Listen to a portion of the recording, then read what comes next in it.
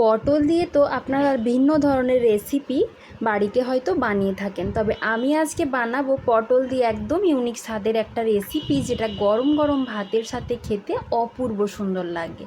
তার জন্য প্রথমেই কচি দেখে পটল আমি এখানে 6 থেকে 7টা নিয়ে নিয়েছি, আর খোসাগুলো এভাবে একটু অল্প করে চেঁচে নিয়েছি, খোসাটা ফেলে দেওয়ার দরকার নেই।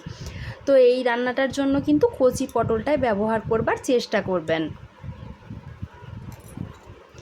এবার আমি এরকম একটা গ্রেটার নিয়েছি, গ্রেটারের সাহায্যে পটলটাকে ভালো করে গ্রেট করে নিতে হবে। এতে করে কাজটা কিন্তু অনেকটা সহজ হবে আর খুব তাড়াতাড়িও করা যাবে। তো প্রথমে আমি প্রতিটা পটল এভাবে দেখুন গ্রেট করে নিয়ে ফিরে আসছি। তো দেখুন বন্ধুরা, সব পটলগুলো ভালো করে গ্রেটারের সাহায্যে গ্রেট করে নিয়েছি। এবার পটলগুলো এভাবে অল্প অল্প করে হাতের মধ্যে নিয়ে চেপে চেপে অতিরিক্ত জলটা কিন্তু বের করে দিতে হবে। এই জলটা নিলে আমি যে রেসিপিটা বানাচ্ছি সেটা বানাতে অসুবিধে হবে আর খেতেও ভালো লাগবে না। তো এই কাজটা কিন্তু অবশ্যই ফলো করতে হবে। দেখুন কতটা পরিমাণে জল বের হচ্ছে। একদম শুকনো শুকনো পটলের এই অংশগুলো আমি নিয়ে নিচ্ছি। তো দেখুন বন্ধুরা, মাত্র 5-6টা পটল থেকে কতটা পরিমাণে জল বের হয়েছে। জলটা কিন্তু আমি ফেলে দেব, আর এরকম শুকনো শুকনো ঝরঝরে পটলের মিহি করে কুড়ে নেওয়াটাই আমি নিচ্ছি। অন্যদিকে আমার এখানে লাগবে অল্প কিছুটা মুসুর ডাল। আমি এখানে ওই 1 থেকে 2 মুঠো মতো মুসুর ডাল আগের থেকে জলে ভিজিয়ে রেখে দিয়েছিলাম। এখন এটা ভালো করে ধুয়ে নিয়ে বেটে নেব। এবারে এক এক করে এই পটলটার সাথে মিশিয়ে নেব বেশ কয়েকটা উপকরণ। এখানে নিয়েছি 2টো মতন কুচিয়ে রাখা পেঁয়াজ, অল্প কিছু রসুন কুচি, আদা কুচি।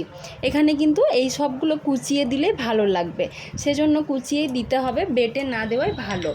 এবার যে মুসুর ডালটা আমি ধুয়ে রেখেছিলাম সেটা বেটে নিয়েছি। আপনারা একটু চেষ্টা করবেন জল কম দিয়ে বাটার, আমার এখানে কিন্তু একটু জল বেশি হয়ে গেছে। আর মিশিয়ে দিচ্ছি স্বাদ মতো লবণ। আর এখানে বেশ কয়েকটা উপকরণ নিয়েছি সামান্য কিছুটা চিনি, চিনিটা দিলে বেশ খেতে ভালো লাগে। নিয়েছি লঙ্কার গুঁড়ো, হলুদের গুঁড়ো, নিয়েছি এখানে অল্প একটু চাট মশলা, একটু গরম মশলার গুঁড়ো, আর নিয়েছি বেশ কিছুটা কালো জিরে আর বেশ কিছুটা পোস্ত। সব কিছুই কিন্তু এখানে দিয়ে দেব।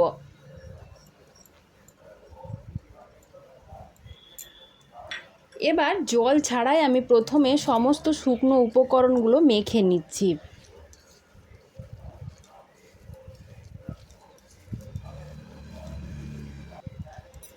তো দেখুন বন্ধুরা, মেখে নেওয়ার পর কিন্তু আমার এখানটা বাইন্ডিংটা বেশ সুন্দরভাবে হচ্ছে না। তো এর সাথে আমাকে আরও কয়েকটা উপকরণ মিশিয়ে নিতে হবে। তো আমি এখানে অল্প কিছুটা চালের গুঁড়ো দিয়ে দেব। আমি এখানে নিয়েছি 2 চামচ মতো চালের গুঁড়ো, 1 চামচ মতো বেসন, সব কিছুই দিয়ে দিচ্ছি। দিয়ে আবারও ভালো করে একটু মেখে নেব। চালের গুঁড়োটা দিলে কিন্তু এই রেসিপিটা অনেক বেশি সুন্দর হয় আর অনেক মুচমুচেও বানানো হয়। তো চেষ্টা করবেন অল্প কিছুটা হলেও চালের গুঁড়ো দিতে, চাইলে বেসনটা নাও দিতে পারেন। তো দেখুন এখন কিন্তু আমার বাইন্ডিংটা মোটামুটি ঠিকঠাক মতো এসে গেছে। এবার কিন্তু আমি এই পটলের বড়াগুলো বা চপগুলো ভেজে নিতে পারবো। তো ভালোভাবে মেখে নিয়েছি, এবার বড়াগুলো তৈরি করে নেব। অল্প অল্প করে হাতের মধ্যে এইভাবে নিয়ে চ্যাপটা মতো করে শেপ দিয়ে দেবো। আপনাদের যেমন মন চায়, ছোট বড় যেমন ইচ্ছে হয় সেরকম করে আপনারা বানিয়ে নিতে পারেন। এই দেখুন একটা আমি বানিয়ে নিয়েছি।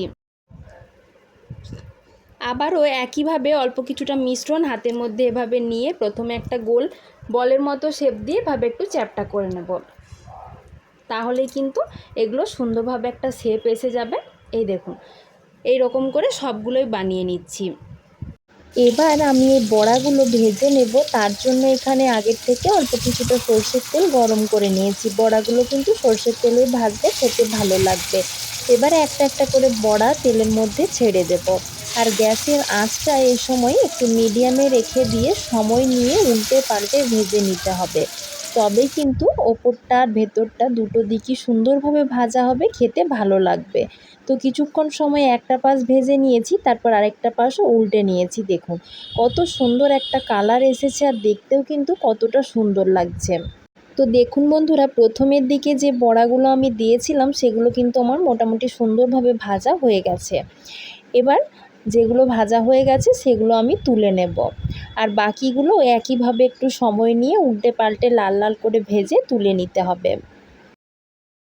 পটল দিয়ে তো বিভিন্ন ধরনের রেসিপি বানিয়ে খেয়েছেন, তবে এইভাবে একবার পটলের বড়া বা চপ বানিয়ে দেখবেন তো।